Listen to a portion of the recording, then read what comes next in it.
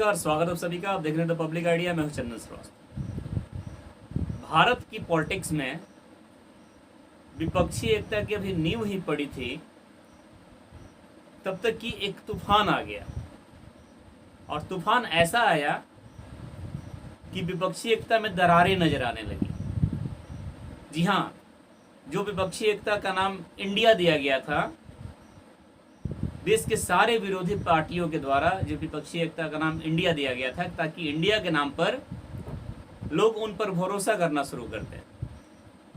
उसी विपक्षी एकता में अब दरार आ गई है, और दरार भी बहुत बड़ी आई है, क्योंकि लालू और नीतीश उस विपक्षी एकता से पूरी तरह से नाखुश हैं।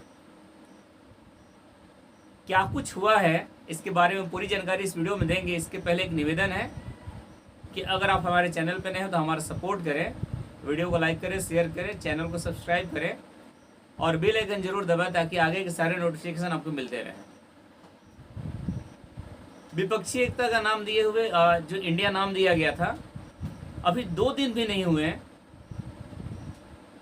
एक दिन पूरा होते होते उसमें दरार की खबर आ गई है कि लालू और नीतीश इस विपक्षी एकता से पूरी तरह से नाखुश हैं।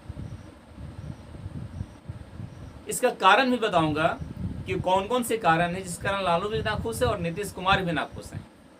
लेकिन उसके पहले आप ये समझिए कि एक बहुत बड़ी खबर को, जो कि कांग्रेस शासित राज्य में मतलब घटित हुई जो घटना, उसको दबा दिया गया।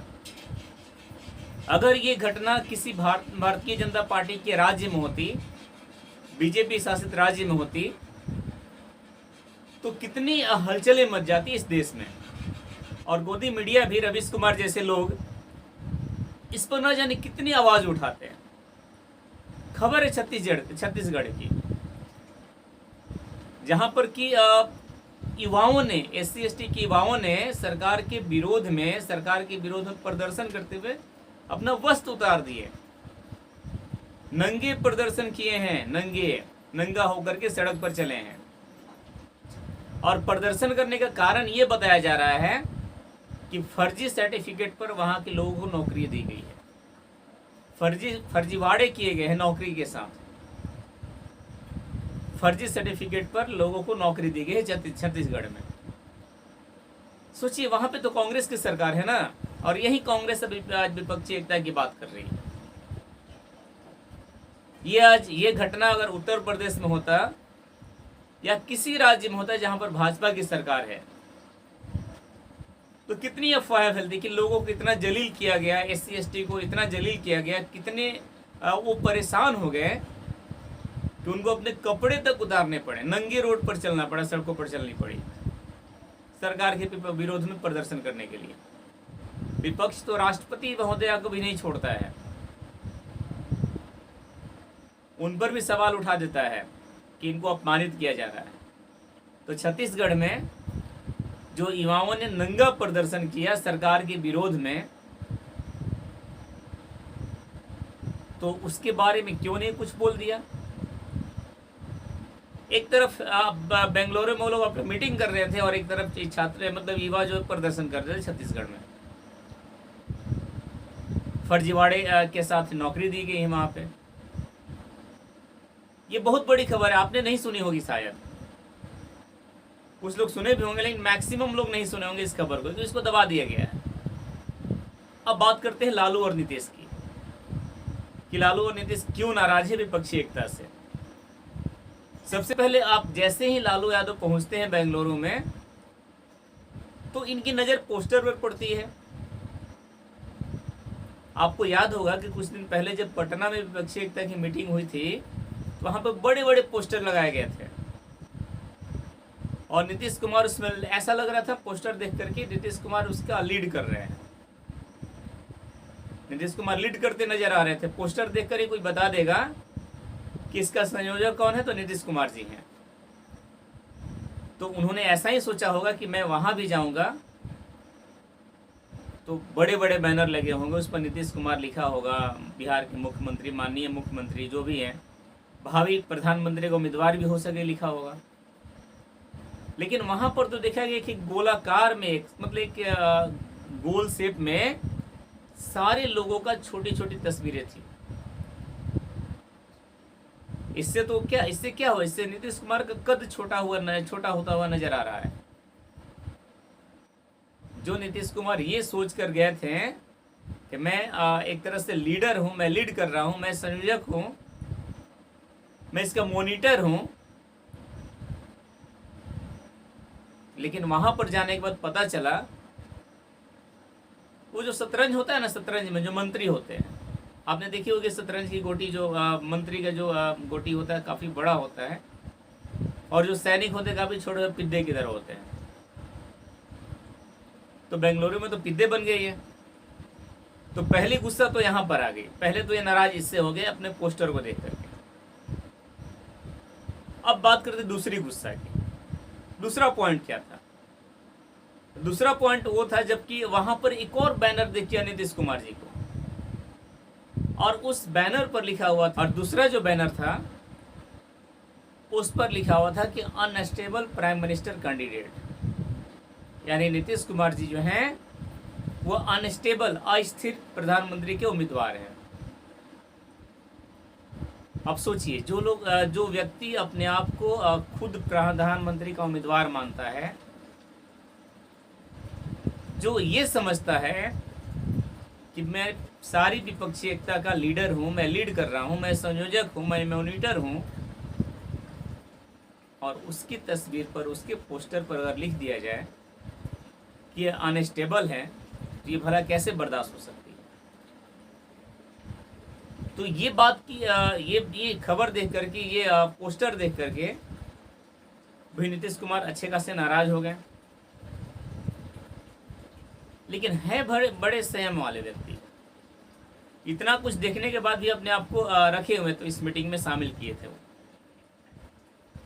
अभी तक लालू यादव स्थिर है, अभी तक लालू यादव की बात मैंने नहीं की, अभी बात नीतीश कुमार जी की हो रही है। लालू यादव की भी बात हम करेंगे, लेकिन पहले इनकी बात पहले खत्म हो जाए। तो इन सारे कारणों से जो व्यक्ति सोच रहा था अपने आप को कि मैं लीड करूंगा, मैं संयोजक बनूंगा, मैं ही सारे विपक्षी एकता को सबको मिलाकर के एक साथ किया हूं, और उन्हीं के साथ ऐसा कुछ होता है, तो आदमी कैसे बर्दाश्त कर सकता है? भाई गुस्सा तो वहीं जाएगा ना। और खबर ये भी आ रही है कि अब लीड रोल में नीतीश कुमार जी नहीं है, अब अरविंद केजरीवाल और ममता बनर्जी हैं। ममता कह रही कि हम पीएम के उम्मीदवार हैं, केजरीवाल कह रहे हैं कि हम हैं, और विपक्षी एकता की सारी पार्टी भी नीतीश कुमार को लीड रोल में अब एक तरह से आगे नहीं बढ़ा रही है। हाँ, एक और खबर थी पोस्टर पर जो पुल गिरा था ना बिहार में अभी कुछ दिन पहले, उसका भी जिक्र किया हुआ था। ये तो जले में घी डालने जैसी बात हो गई कि एक ऐसे स्टेट में, कांग्रेस शासित स्टेट में, जो कि खुद विपक्षी एकता का मेंबर है, उसके राज्य में ऐसे पोस्टर लग गए नीतीश कुमार जी के। तो इससे बड़ी घोर बेइज्जती क्या हो सकती है? अगर वो पोस्टर कहीं भाजपा शासित प्रदेश में लगता तो एक बात, कांग्रेस शासित राज्य में, और वो भी जो विपक्षी एकता की मीटिंग हो रही है, यानी कि उन्हीं लोगों की मीटिंग में अपने ही घर में अपने व्यक्ति का, अपने सदस्य का एक तरह से बेइज्जती कर दिया गया वहां पे।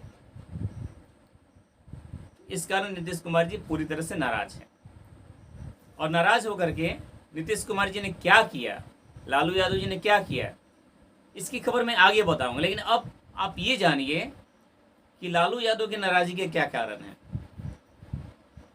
लालू यादव ऐसा समझते थे कि नीतीश कुमार जब लीड करेंगे, नीतीश कुमार जब संयोजक करेंगे इस विपक्षी एकता का, तो बिहार में मुख्यमंत्री की कुर्सी पूरी तरह से खाली हो जाएगी। उनको बोल दिया जाएगा कि आप जाइए, आप जरा विपक्षी पार्टियों को मिलाइए, मोदी जी को हराने का प्लान बनाइए। अब आप यहाँ क्या कर रहे हैं भैया? आप तो आपको पूरा देश का भ्रमण करना चाहिए, आप पूरे देश में विपक्षी एकता को मजबूत करना चाहिए, है ना? तो यहाँ पर नीतीश कुमार जैसे ही जाते हैं तो लालू यादव के पुत्र तेजस्वी जो हैं बिहार के सीएम बन जाते हैं। लालू यादव इस फिराक में थे, इस फेरे में थे। उनका मकसद ये था कि नीतीश जैसे ही पार्टी को विपक्षी एकता को लीड करके आगे बढ़ेंगे तो सीएम की कुर्सी खा लिया, मैं अपने बेटे को पटाख से बैठा दूंगा उस पर। तो इस कारण नीतीश कुमार को जब ऐसा रोल नहीं मिला तो लालू यादव भी नाखुश हैं। इधर नीतीश नाखुश, उधर लालू नाखुश। ये तो गजब का खेला हो गया भाई। और नाखुश होने के बाद ये दोनों नेता, जरा बात सुनिएगा, ये नाखुश होने के बाद दोनों गुस्से में एक तरह से प्रेस कॉन्फ्रेंस होने के पहले ही वहां से निकल पड़े। इंडिया की मीटिंग, इंडिया नहीं, विपक्षी एकता का जो नाम नया दिया गया इंडिया, उसकी मीटिंग समाप्त होने के बाद प्रेस कॉन्फ्रेंस के पहले ही ये दोनों नेता लोग निकल गए। जब पूछा गया कि ये लोग आखिर क्यों चलेंगे तो ऐसा बोला गया कि इनकी फ्लाइट की टिकट थी, जबकि खबर ऐसी है कि दोनों नेताओं ने, नीतीश और लालू दोनों ने पटना लौटा। तो इसमें टिकट की बात कहाँ आती? अगर टिकट की बात होती भी तो आप लोग इतने बड़े बड़े प्लान आप लोग सेट करते हो तो इसका भी तो जिक्र किया होगा ना जी कि मीटिंग के बाद हम लोग एक प्रेस कॉन्फ्रेंस करेंगे। तो उतने पहले टिकट क्यों करवा ली गई उस टाइम का? चलिए कुछ समय के लिए मान लो टिकट भी हो गई थी उसी समय, उसी टाइम का। तो इतनी कौन सी बड़ी आफत आ पड़ी थी कि प्रेस कॉन्फ्रेंस छोड़ करके ये लोग बिहार लौट आए? इसका मतलब जरूर दाल में कुछ काला है और ये साफ दिख रहा है और पब्लिक समझ रही है। तो इस तरह से विपक्षी एकता का इंडिया, ये भारत वाला इंडिया नहीं, विपक्षी एकता का इंडिया, जो कि भैंस को गाय बनाने की कोशिश की जा रही है, उसका नींव डालते डालते, मतलब मकान का भी नींव डालते डालते ही उस विपक्षी एकता में दरार आ गया है, एक भूकंप आ गया है। अब देखना यह है कि आगे क्या कुछ होता है और ये विपक्षी एकता कहाँ तक सक्सेस होती है। इस पूरी प्रकरण को आप कैसे देखते हैं? आपका नज़रिया क्या है? आपका सोच क्या है? आप कमेंट में ज़रूर बताइएगा। फिलहाल इस वीडियो में इतना ही। आप देख रहे हैं द पब्लिक आइडिया। मैं हूं चंदन श्रीवास्तव।